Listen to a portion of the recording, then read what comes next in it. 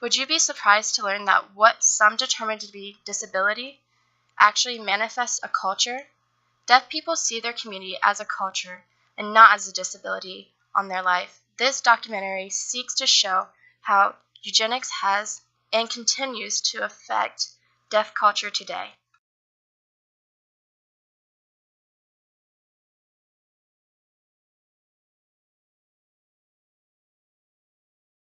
I was born lip reading and using oralism, and later in life, when I was about 5 years old, I started to learn sign language. My family hired someone to teach me more of a sign exact English, pidgin sign English mixture, and it was still very oral, and I relied a lot on lip reading. But when I was about 12 years old, 12 years old, I went to the Kentucky School for the Deaf, KSD, and started picking up more sign language. And it's still a habit for me to read lips and use more of an English sign base.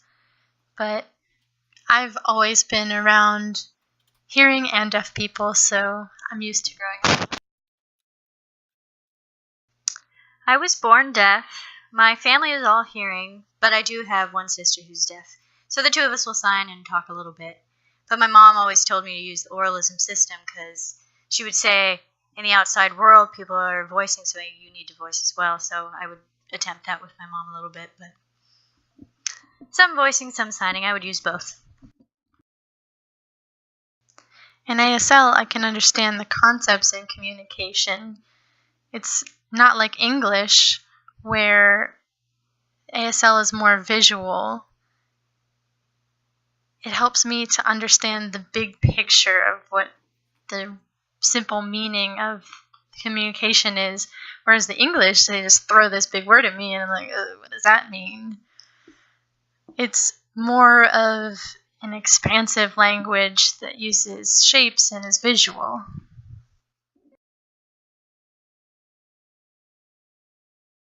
So I grew up wearing hearing aids because I was more hard of hearing back then.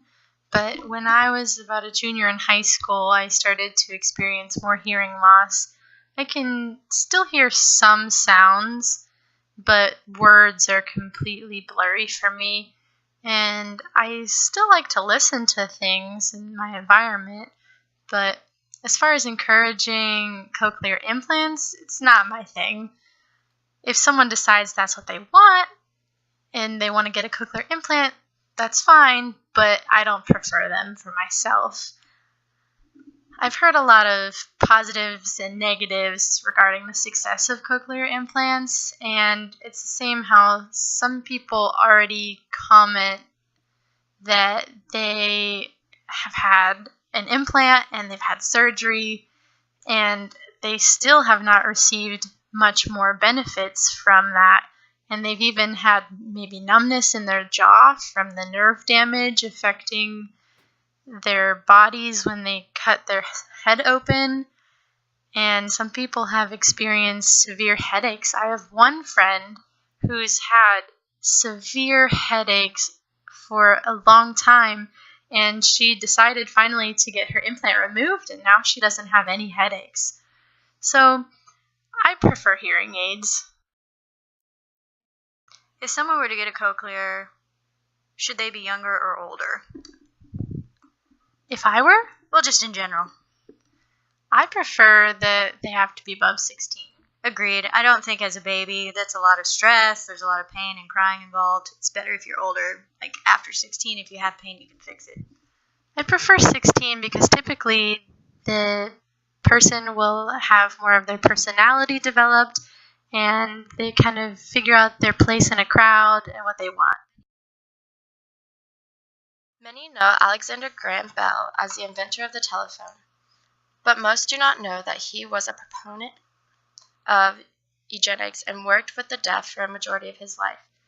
He was one of the most prominent supporters of oralism, which is defined as a system of teaching deaf people to communicate by the use of speech and lip reading rather than sign language. He was quoted as saying, "To ask the value of speech is like asking the value of life." He believed that in an English-speaking country like the United States, the English language and the English language alone should be used as the means of communication and instruction. Bell believed that the forming of deaf clubs and socializing and marrying of deaf people with each other was a great calamity in America. These beliefs led him to figure out how to determine the cause that promote intermarriages among the deaf and dumb and to remove them.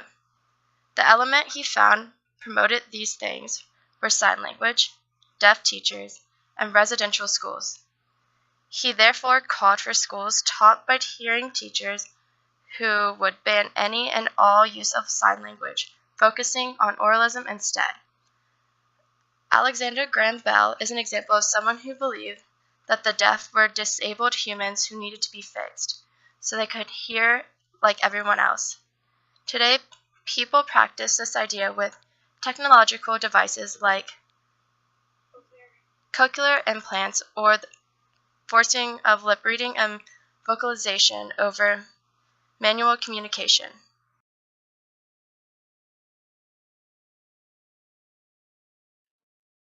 ASL isn't going anywhere. It's not going to happen. I mean, look at China or Japan. These other countries, their foreign language is not going to just go away. It's impossible. Like deaf culture, there's still going to be people that are deaf. You can't just say, oh, you have a cochlear implant, you're hearing now. You're the same as everyone else. It's not going to happen.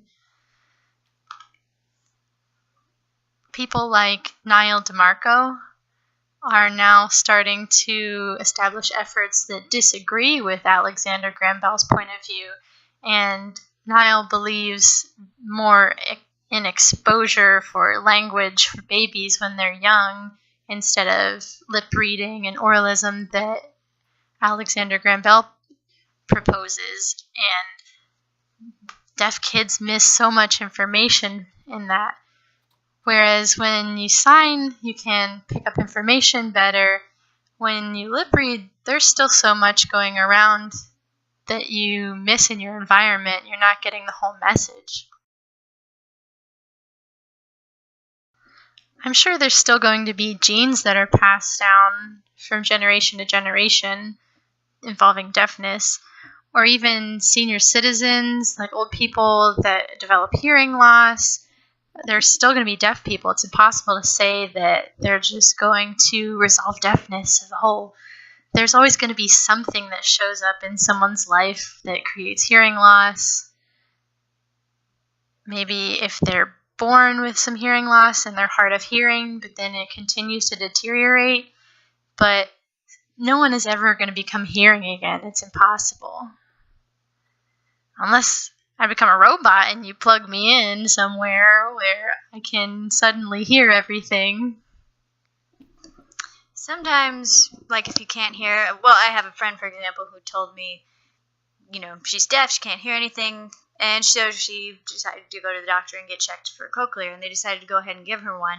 And when she started hearing, it actually scared her. And I was like, oh.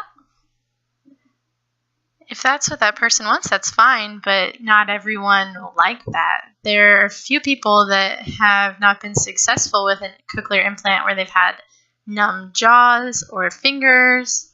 Yeah, and they can't fix the headache problem.